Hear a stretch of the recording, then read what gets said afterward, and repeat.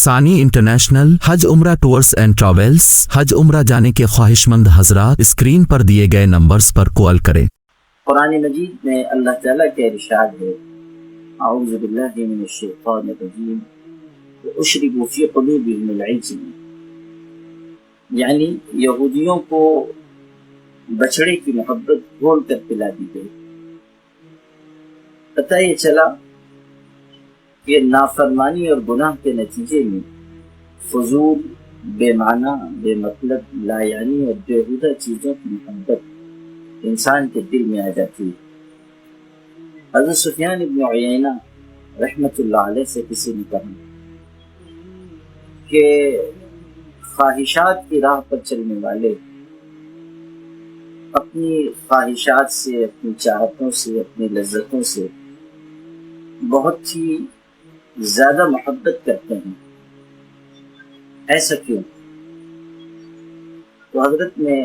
اللہ تعالیٰ کے پاک کلام کی یہی آیت پڑھی، کہا کیا تم نے قرآن میں یہ نہیں پڑھا اشربوا فی قلوبہم العجل؟ اس کے بالمقابل آپ قرآن مجید ہی میں یہ بھی پڑھیں گے والذین آمنوا اشد حبا للہ، جو ایمان والے ہیں وہ اللہ سے خوب ٹوٹ کر محبت کرتے ہیں۔ یعنی ایمان و یقین اور عمل صالح کی یہ برکت ہوگی کہ انسان اس خالق حقیقی اور محبوب حقیقی سے محبت رکھے گا جس سے محبت رکھنا چاہیے اور جس کی وجہ سے انسان ہر دن آگے کی طرف بڑھے گا۔ ہمیں یہ غور کرنا چاہیے کہ ہماری محبتوں کا مرکز کون لوگ ہیں،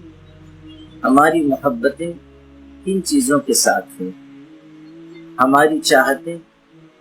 کن اشیاء سے جڑی ہوئی ہیں۔ اگر ہماری محبتوں کا مرکز اللہ ہے، اس کے پاک رسول صلی اللہ علیہ وسلم ہیں، صالحین ہیں، صحابہ و تابعین ہیں، نیک لوگ ہیں، ماں باپ ہیں، شیخ و مرشد ہیں، اساتذہ ہیں، اولاد ہے، تو سمجھنا چاہیے کہ ہماری محبت کا رخ درست ہے۔ اور اگر ہماری محبت گنہگاروں سے ہے، نافرمانوں سے ہے، فلم میں کام کرنے والے لوگوں سے ہے، کرکٹ کے میدان میں کھیل تماشے کرنے والوں سے ہے، یا ایسے لوگوں سے ہے جو لذتوں اور چاہتوں کے دریا میں غرق ہیں، تو سمجھ لیجئے کہ ہم پر بھی ویسی ہی مصیبت مسلط کر دی گئی جو یہودیوں پر مسلط کی گئی تھی۔ پھر اشربوا فی قلوبہم العجل، ان کے دلوں میں بچڑے کی محبت پیوست کر دی گئی۔ بخاری شریف کی ایک روایت میں ہے، وہ شخص ایمان کی لذت اور حلاوت پا لیتا ہے جس کے اندر تین صفات ہیں، ان یکون اللہ ورسولہ احب الیہ مما سواہ،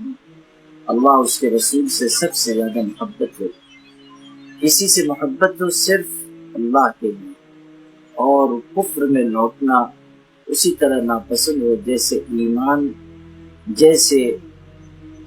آگ میں ڈالا جانا ناپسند ہوتا ہے، یعنی ایمان کے بعد کفر کی طرف لوٹ کر جانا نہایت ناپسندیدہ ہو۔ ہم سب اپنے دلوں پر نگاہ رکھیں، اپنی محبت کا مرکز اللہ، اس کے پاک رسول صلی اللہ علیہ وسلم کو بنائیں، اس دعا کی کثرت کریں، اللہم انی اسألک حبک وحب رسولک وحب من یحبک، اللہ سے اس کی، اس کے پاک رسول کی،